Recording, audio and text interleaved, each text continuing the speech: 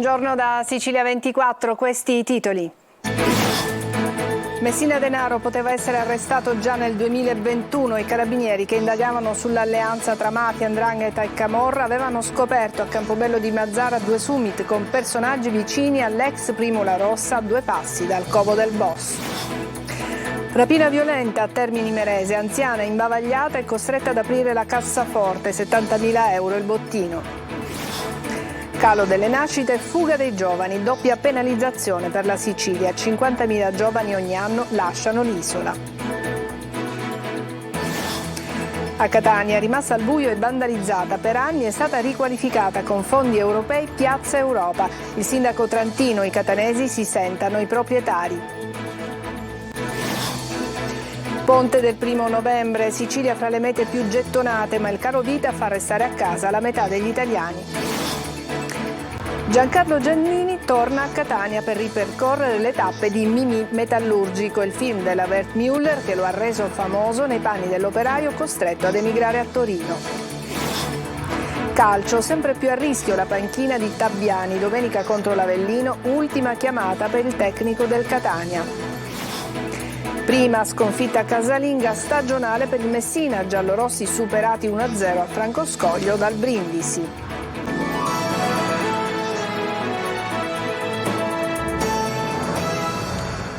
Bentrovati. Messina Denaro poteva essere tratto in arresto già nel 2021. I carabinieri di Milano e Varese, che stavano indagando su un gruppo criminale che operava nel milanese composto da Cosa Nostra, 'ndrangheta e camorra, a febbraio e maggio di quell'anno monitorarono in un bar di Campobello di Mazara, a 2 passi proprio dalla casa del boss, 2 summit con personaggi vicini all'allora latitante. Sentiamo Laura Spanò. Il 2 febbraio 2021 a Campobello di Mazara, a 100 metri da uno dei covi dove ha vissuto Matteo Messina Denaro, si teneva un summit monitorato dai carabinieri di Milano e Varese. Il 2 maggio di quello stesso anno ancora i carabinieri di Milano erano a 2 passi dalla casa di via San Vito, dove abitava l'allora Primula Rossa, per monitorare un incontro tra l'imprenditore siciliano Gioacchino Amico, arrestato nell'operazione Idra, Antonio Messina, detto l'avvocato, non l'indagato, e Antonino Gagliotto. I 3 sono al bar San Vito a Campobello.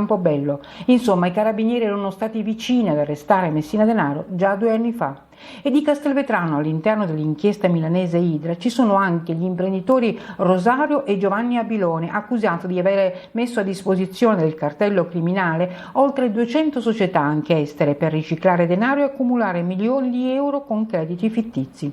Insomma, c'è anche l'ombra della famiglia mafiosa legata a Matteo Messina Denaro, deceduto lo scorso settembre, dell'inchiesta che ha accertato l'esistenza di una confederazione orizzontale costituita da esponenti di Cosa Nostra, 'ndrangheta e camorra che operava nel milanese e nel Varesotto. I carabinieri hanno accertato che ben 7 derivazioni criminali e nomi di organizzazioni diverse che operavano nel milanese si sono incontrati in 21 summit, tra questi anche quelli di Campobello di Mazara. Tra gli indagati anche Erante Parrino, cugino per parte di madre di Messina Denaro, intercettato mentre incontra Antonio Messina, l'avvocato, vicinissimo all'ex Primula Rossa nella gestione di affari lombardi, dove aveva l'ultima parola. Il GP di Milano, Tommaso Perna, però non ha accolto la tesi del PM antimafia Alessandra Cerreti e dei carabinieri del nucleo investigativo di un consorzio tra mafie, e a fronte di 150 richieste di misure cautelari avanzate alla DDA ne ha disposto solo 11. Per il GIP non è provata neanche la bacinella, la cassa comune del clan per il sostentamento dei detenuti. Beni per 1 milione di euro sono stati sequestrati all'imprenditore catanese Vincenzo Guglielmino, di 61 anni, per omessa dichiarazione fiscale. Oggetto del sequestro le quote sociali e la disponibilità finanziaria della Gesa Discount Alimentare di Catania e altre disponibilità dell'indagato. La scorsa notte 4 banditi hanno rapinato a Belpasso, vicino a Catania, un bar che ha anche una sala giochi. Bottino 4.000 euro e numerose stecche di sigarette. Uno dei malviventi, un uomo di 47 anni, è stato arrestato dai carabinieri durante la fuga. Il complice, alla guida dello scooter sul quale viaggiava, a causa dell'alta velocità ha perso il controllo del mezzo, che si è rovesciato sulla strada. Il conducente è riuscito ad allontanarsi a piedi. Gli altri 2 rapinatori si sono dileguati a bordo di un'auto. Un altro sequestro di beni per €1 milione è avvenuto a Ragusa nei confronti di un uomo che è stato indagato per circonvenzione di incapaci. Si sarebbe appropriato del patrimonio di 2 anziane sorelle malate, nubili, senza figli. Dopo essersi fatto nominare unico erede, alla morte delle 2 donne ha acquisito la proprietà del loro ingente patrimonio. A Termini Imerese hanno aggredito e imbavagliato un'anziana di 89 anni in casa e poi l'hanno costretta ad aprire la cassaforte che conteneva €70.000 in contanti. I carabinieri hanno arrestato 2 uomini già noti alle forze di polizia, sono indagati in concorso per il reato di rapina pluriaggravata. Il calo demografico non stenta a fermarsi, ma in Sicilia è inferiore al resto del paese. I dati però restano preoccupanti. 50.000 i giovani che ogni anno lasciano l'isola. Serve una politica che incoraggi la natalità, dicono i siciliani. Francesco Aloi. La denatalità avanza sempre più. Se in Italia le nascite crollano ai minimi storici, in Sicilia il dato è più incoraggiante. L'isola, seconda solo alla provincia autonoma di Bolzano, traina il tasso di fecondità, ma rispetto al passato i numeri sono in calo. Le esigenze sono diverse, noi abbiamo visto tutto quello che c'è con le guerre e soprattutto è lievitato tanto, sono lievitati i prezzi. Come facciamo ad andare avanti, a darle da mangiare, fare tutte le cose che c'è da fare? Economicamente non riescono ad andare avanti, almeno secondo me. 36.810 nascite nel 2022, più di 400 in meno rispetto all'anno precedente e quasi 4.000 in meno rispetto al 2018. Per i siciliani servono misure che sostengano le nascite. Ma questo dipende molto dalla politica che non crea posti di lavoro. Avremmo bisogno di aiuto, questo senza ombra di dubbio. Più che altro i giovani di oggi, per assistere alla situazione, hanno bisogno di un sussidio, di qualcosa, di un lavoro soprattutto. In Sicilia l'età media delle neomamme è di 31 anni, dato più basso rispetto alla media italiana, ma ogni anno dall'isola vanno via 50.000 giovani, quelli che un giorno potranno diventare genitori. Vedo che c'è un problema nel sostegno del sistema sociale, nella sanità, nelle pensioni, quindi una Sicilia che vuole sopravvivere al grave flusso migratorio deve essere una Sicilia che deve investire sulla famiglia, come si investe su un'industria. Quasi tutti si fermano al primo figlio, Messina è la città dove si partorisce meno, in vetta invece c'è Ragusa. L'inverno demografico stenta a fermarsi, anzi, e la Sicilia diventa sempre più vecchia e spopolata. A distanza di oltre 3 mesi dall'incendio all'aeroporto di Catania, lo scalo Fontanarosa ha ripreso quota, aumentando tratte e frequenza. In cantiere anche nuovi progetti. Sentiamo quali nel servizio di Lorena Dolci. I giorni più neri sono alle spalle, la puzza di bruciato, le code, i tendoni, i passeggeri esasperati. Un mese d'inferno da quel 16 luglio scorso in cui le fiamme si sprigionarono all'aeroporto di Catania, un incubo a cui poi si aggiunge lo scontro con Ryanair, le polemiche sul caro voli. Eppure, nonostante mesi a dir poco complicati, le compagnie aeree continuano a investire in Sicilia, complice l'estate infinita che attrae visitatori e che dà un senso all'abusata parola destagionalizzazione. Rimasto in sella nonostante la bufera, l'indagine sul rogo è ancora in corso, l'amministratore delegato della SAC, Nico Torrisi, ospite di Buongiorno Sicilia, può oggi esibire numeri positivi a chi temeva danni irreparabili per lo scalo. 26.000 movimenti passeggeri con un incremento di oltre il 20% rispetto all'anno scorso. Scommettono su Catania, Ryanair, Wizz Air, ITA, Aeroitalia e tutte le altre. Più voli e più frequenza a coprire 52 destinazioni, le stesse di prima, ma con voli giornalieri. Una stagione invernale, la winter season, che aiuta ad archiviare quei mesi turbolenti con scambio di accuse e richieste di dimissioni. Si è addossato al gestore troppa responsabilità rispetto a cose che del gestore non erano, perché sono responsabilità di chi fa i contratti viaggio, sono delle compagnie aeree, caro direttore, perché se lei fa un viaggio con una compagnia è la stessa che le deve garantire il collegamento da un aeroporto piuttosto che un altro. Torrisi rilancia e annuncia nuovi progetti per l'aeroporto. Abbiamo finalmente ottenuto la via o il via, insomma noi ci siamo ritrovati per 3 anni in attesa di ottenere quella verifica di impatto ambientale per una serie di progetti che dobbiamo realizzare per i quali abbiamo aspettato 3 anni. L'amministratore delegato non si sbottona, ma si parla di investimenti importanti. La sorpresa dovrebbe riguardare anche il Terminal Morandi, la vecchia aerostazione, chiusa ormai da molti anni. La nuova Piazza Europa a Catania, da anni vandalizzata e rimasta al buio, è stata riqualificata con fondi europei. Il sindaco Trantina oggi dice tutti si sentano proprietari di questo spazio. Giusy Lazzara. È una panchina pop, potremmo dire, qui in Piazza Europa. Sì, una panchina dove puoi ascoltare la musica, puoi ricaricare il telefono, il tablet, una panchina che si alimenta da sola con i pannelli fotovoltaici. Siamo nella nuova Piazza Europa a Catania, ripulita e tornata a nuova vita dopo anni di abbandono.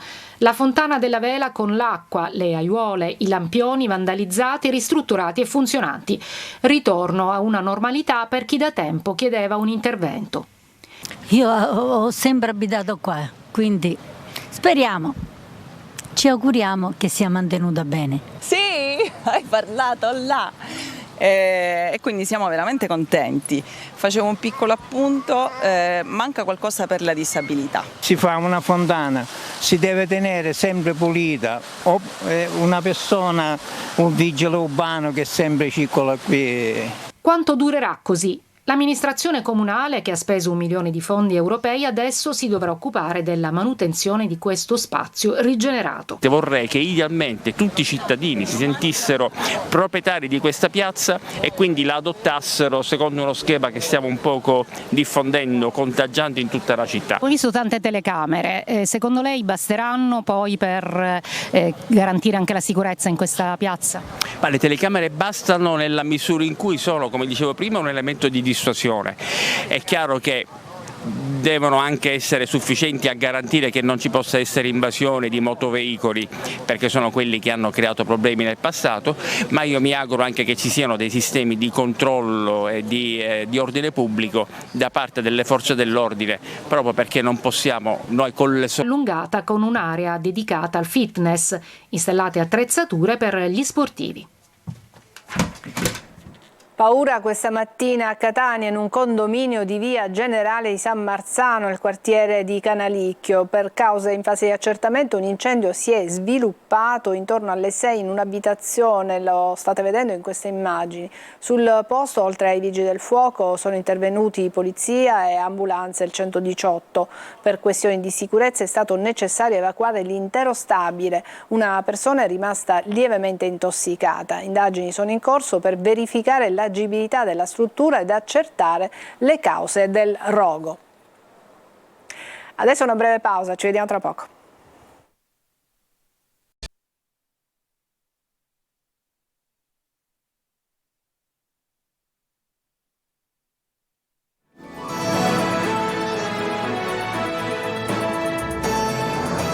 Eccoci tornati in studio. I bimbi di una scuola di Palermo hanno incontrato 2 calciatori del Palermo, 2 migranti del Gambia arrivati con un barcone e poi approdati allo sport. Marco Gullà. Miusufa e Boubacar hanno entrambi 23 anni, sono nati in Gambia e sono arrivati in Italia tra il 2016 e il 2017. Un'infanzia difficile vissuta nel più piccolo e povero paese dell'Africa continentale, fino al giorno in cui hanno deciso di lasciarsi tutto alle spalle e cercare un porto sicuro. Palermo. La loro storia è stata al centro dell'incontro che si è svolto all'istituto scolastico Fiabba del capoluogo siciliano. Uno dei 2 è proprio Boubacar Marong, difensore della primavera del Palermo, che ha anche giocato in Serie C con la maglia rosanero e con quella della Gelbison, da migrante a calciatore. Sono arrivato qua nel 2016, comunque la viaggio non è stato facile, perché ho perso un mio amico nella strada lì, quando siamo arrivati nella deserto. Poi dopo lì Anche io volevo tornare, ma mi hanno spinto che non serve che torni. Toccante anche il racconto di Youssoufa Seiniang, 23 anni, mediatore culturale per Medici Senza Frontiere. Youssoufa è arrivato a Palermo all'età di 17 anni e ha conseguito il diploma di scuola superiore. Oggi è laureando all'Università di Palermo alla facoltà di Scienze Economiche. Sono qui da circa 6 anni, no? Studio all'università. Direi che è cambiata la mia vita, ovviamente che oggi qui a Palermo, no? Ho un progetto riguardo la mia vita personale, ovviamente, no? Quindi ho un percorso che sto facendo proprio a livello personale anche. A guidare i bimbi in questo lungo racconto fatto di sofferenza, coraggio e ambizione c'è lei, la maestra Marilena. È importante sottolineare la valenza di questo progetto perché noi studiamo e cerchiamo di capire ciò che accade oggi ai nostri giorni, ma facendo anche un passo indietro, riportando questi bambini alle migrazioni che abbiamo affrontato noi siciliani, noi italiani, quando nel dopoguerra ci siamo allontanati dalle nostre case per partire al nord Italia o in America. Parliamo di vacanze per il ponte di Ognissanti, saranno 8 milioni gli italiani che si metteranno in viaggio, ma la metà ha rinunciato alla vacanza a causa degli aumenti del costo della vita. Lorena Dolci. Sarà un lunghissimo fine settimana quello che finisce mercoledì 1 novembre. Il ponte di Ognissanti, con la festa che cade a metà settimana, diventa una mini vacanza per chi vuole e può mettersi in viaggio. Secondo un'indagine di Federalberghi sono oltre 8 milioni gli italiani che approfitteranno di questa pausa autunnale. La maggioranza resterà in Italia scegliendo tra mare e città d'arte. La Sicilia, con le temperature ben al di sopra della media del periodo e nessuna perturbazione all'orizzonte, si conferma tra le mete preferite. 61% il tasso di occupazione delle strutture ricettive dell'isola. Chi parte ci ha pensato in anticipo, almeno un mese prima. Il 60% dei viaggiatori ha pianificato gli spostamenti, anche solo per ricongiungersi con le famiglie nel ricordo dei propri cari, come vuole la tradizione. La casa di parenti e amici sarà infatti la scelta privilegiata per un terzo dei vacanzieri, a seguire albergo, bed and breakfast e seconda casa. La spesa media per i viaggi in Italia è di circa 410 euro, di gran lunga inferiore a quella per i viaggi all'estero, che si attesta sui 780 euro. Se non siete tra quelli che hanno la valigia pronta, sappiate che siete in buona compagnia. Oltre la metà degli intervistati ha ammesso di averci pensato, ma di avere dovuto rinunciare al viaggio a causa del costo della vita. Quasi la metà dei vacanzieri ha invece deciso di ridurre le spese per questa vacanza, sempre a causa di aumenti e inflazioni. Non una vacanza, ma almeno una vacanzina. Un viaggio per incontrare metaforicamente Mimì Metallurgico. È quello che sta compiendo in questi giorni Giancarlo Giannini, mito del cinema italiano internazionale, che è tornato a Catania per ripercorrere le tappe di un film che gli diede la fama. E il borgo marinaro di Ognina diventa nuovamente un set a cielo aperto. Eva Spampinato.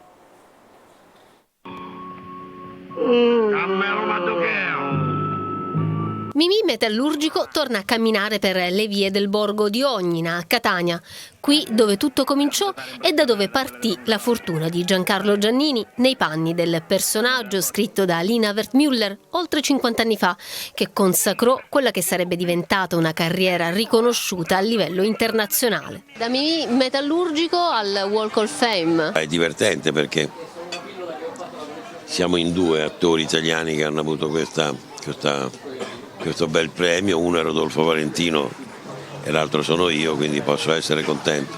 Giannini torna a Catania per raccontare nel documentario diretto da Alfredo Lopiero per il Centro Studi e Scuola di Cinema Cinecittà il viaggio che lo portò ad interpretare Mimì e conoscere la Sicilia. Sono venuto in Sicilia allora, quando ho fatto tutto un giro della Sicilia per informarmi, ho scoperto una terra bellissima e poi ho scoperto anche come divertirmi a fare dei caratteri, che era Mimì Metallurgico, tutto lì.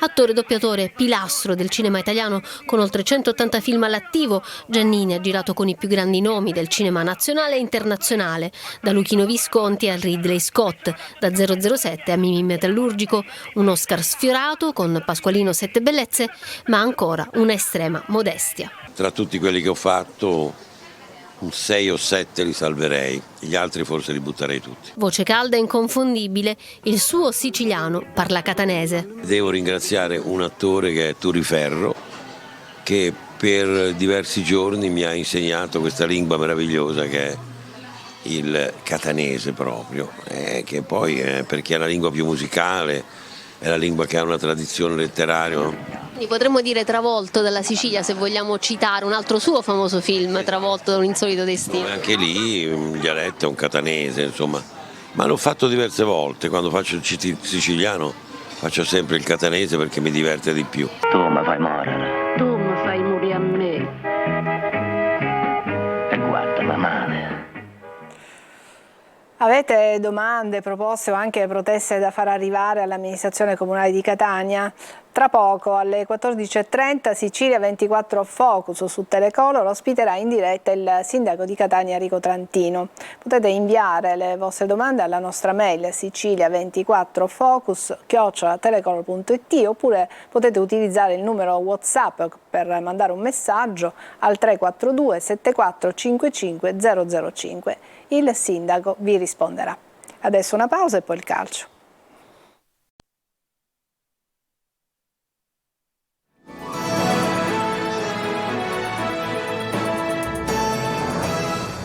Eccoci al calcio. Domenica al Massimino arriverà l'Avellino e per il Catania è il momento più delicato della stagione. Tabiani è in bilico. La società chiede risposte sul campo ad una squadra che non sta ingranando. Francesco Triolo.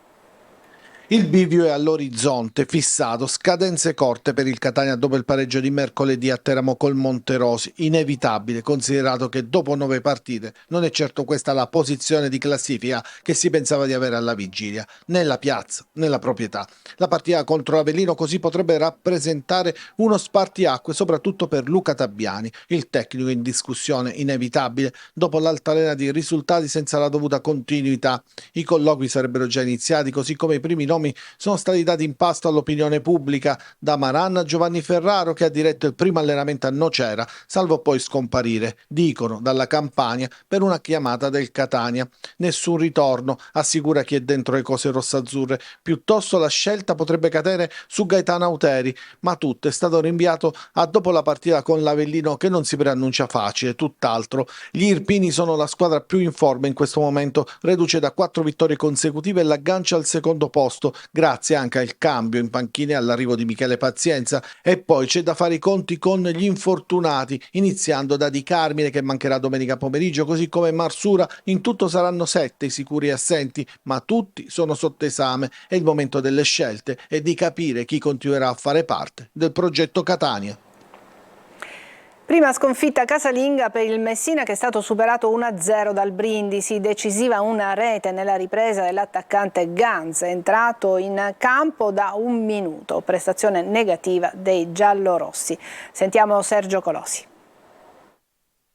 Svestiti i panni di squadra operaia e laboriosa, il Messina indossa quelli più intriganti di favorita per la sfida salvezza contro il Brindisi, ma non gli si addicono e inciampa in una serata da dimenticare, la peggiore d'inizio stagione. I pugliesi vincono 1-0 con un gol del neoentrato Simone Ganz, a cui basta 1 minuto, il 28esimo della ripresa, per mettere un pallone alle spalle di Fumagalli che insieme al collega Albertazzi fino a quel punto aveva vissuto una serata di piacevole riposo. Se il primo tempo è stato un disastro calcistico da entrambe le parti, la ripresa si segnala almeno per qualche episodio, come quello che spinge il Brindisi vicino al vantaggio con Bunino, mentre dalla parte opposta l'unico a provarci è Plescia. Il vantaggio ospite spezza ogni equilibrio, le due squadre rimangono in 10 per le espulsioni di De Angelis e Plescia, che insieme a Manetta dovrà saltare per squalifica la trasferta di domenica a Crotone. Primo tempo bruttissimo, non abbiamo minimamente provato a giocare a calcio,